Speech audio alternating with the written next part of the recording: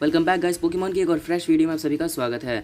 तो गाइस आज की वीडियो में हम ये बात करने वाले हैं कि भाई ghost type and dark type में ज़्यादा पावरफुल कौन है। क्योंकि कई सारे टाइप के पोकेमॉन हमने देखे हैं पोकेमॉन में, लेकिन यार अगर सबसे ईवल टाइप की बात करें तो वो घोस्ट एंड डार्क ही हैं, जिनमें सबसे ईवल पोकेमॉन हमने देखे हैं। चाहे हम बात करें गिरेटिना की या फिर चाहे हम बात करें हुपान बाउंड की।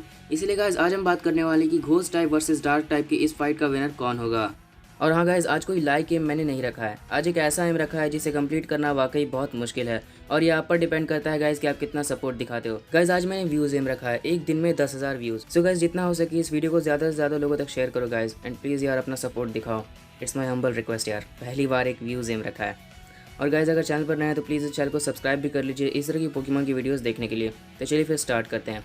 तो गाइस घोस्ट वर्सेस डार्क में यहाँ पर मैंने एक रूल रखा है कि यहाँ पे टॉप 7 स्ट्रॉन्गेस्ट पोकेमॉन रहेंगे दोनों ही टाइप में से, और एक पर्टिकुलर पोजीशन वाला पोकेमॉन उसी पोजीशन वाले पोकेमॉन से लड़ेगा। सो घोस्ट टाइप में नंबर 7 है Aegislash, number 6 Dusknoir, number 5 Gengar, number 4 Lunala, number 3 dawn wings Necrozma, number 2 Hoopa और नंबर 1 गिरेटिना। सो ये घोस्ट टाइप के 7 स्ट्रॉन्गेस्ट पोकेमॉन। सो अब अगर हम डार्क टाइप की बात करें तो डार्क टाइप में 7 स्ट्रॉन्गेस्ट पोकेमॉन है, जैसे कि number 7 Malamar, number 6 mega Tyranitar, number 5 Greninja, number 4 mega Gyarados, number 3 Darkrai, number 2 Yveltal और नंबर 1 हुपान बाउंड।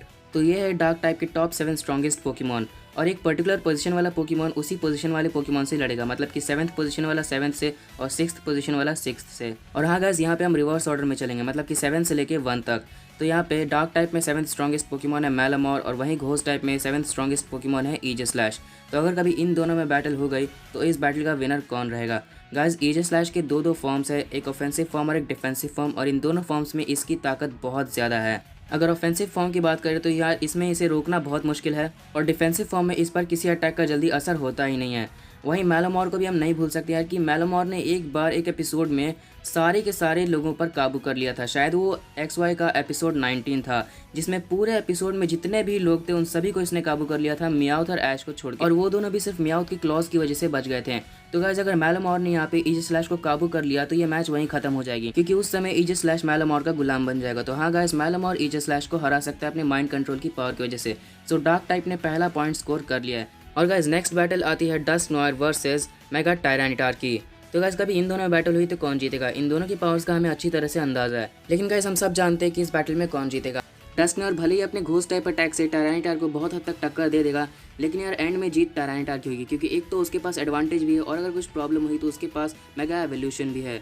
सो या गाइस यहाँ पे मेगा एवॉल्व अगर टायरानिटार हो गया तो डस्टनॉयर के लिए बहुत मुश्किल हो जाएगा उसे हैंडल करना। सो इस बैटल का विनर टायरानिटार है। तो अब डार्क टाइप ने दूसरा पॉइंट भी स्कोर कर लिया है और घोस्ट टाइप ने दूसरा पॉइंट भी गवा दिया है। सो गाइस अब नेक्स्ट बैटल आती है गेंगार वर्सेस पॉन्ड एवोल्यूशन ग्रेनिंजा की।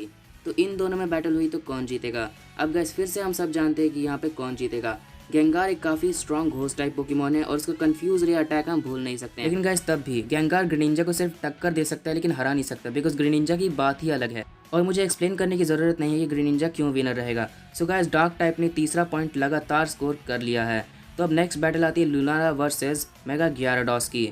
तो गाइस इन दोनों में अगर बैटल हुई तो यहाँ पे बैटल काफ़ी अच्छी चलेगी। मेगा ग्याराडोस को हम अंडर एस्टिमेट नहीं कर सकते गाइस, क्योंकि मेगा ग्याराडोस ने अकेले ही ऐश की पूरी टीम एंड प्लस अलान के मेगा चार्जर डेक्स और प्लस मेगा होंडूम को भी अकेले हैंडल कर लिया था। सो हाँ गाइस मेगा ग्याराडोस काफ़ी अच्छी टक्कर दे सकता है लुनाला को, लेकिन एंड में जीत लुनाला की होगी, क्योंकि और ऑफ कोर्स वो एक लेजेंडरी पोकेमॉन एंड प्लस उसकी पावर भी मेगा ग्याराडोस से ज़्यादा है। So finally guys ghost type ने अपना एक पॉइंट स्कोर कर लिया और बैटल में वापस आ चुके हैं। तो अगर नेक्स्ट बैटल देखें तो नेक्स्ट बैटल आती है डॉन विंग्स नेक्रोजमा वर्सेस डार्कराई की।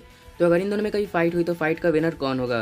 तो गाइस हम डार्कराई को भूल नहीं सकते यार कि डार्कराई ने अकेले ही डियाल्गा एंड पाल्किया को रोक लिया था लड़ने से, एंड प्लस डार्कराई ने उन दोनों के सिग्नेचर अटैक को भी सह लिया था। तो गाइस यहाँ पे डॉन विंग्स नेक्रोजमा के खिलाफ डार्कराई काफ़ी टफ ओपोनेंट साबित होगा और काफ़ी अच्छी टक्कर भी दे देगा, और अपने डार्क वाइट अटैक से वो उसे सुला भी सकता है। लेकिन यार एंड में जीत डॉन विंग्स नेक्रोजमा की होगी, बिकॉज डॉन विंग्स नेक्रोजमा एक अलग ही लेवल पे है और अपनी फाइटिंग स्किल्स एंड प्लस यहाँ पे अपनी पावर के जरिए वो डार्कराई को हरा सकता है, बिकॉज उसने भी अकेले ही यहाँ पे सोलगालियो नुलाना को हैंडल किया है, एंड प्लस यहाँ पे उसके पास अलग अलग फॉर्म्स भी हैं जीतने के लिए। सो यहाँ पे डॉन विंग्स नेक्रोजमा जीत सकता है। सो गाइस अब नेक्स्ट बैटल आती है इन दोनों टाइप के सेकंड स्ट्रॉन्गेस्ट पोकेमॉन के बीच, जो है हुपा वर्सेस येवेल्टल।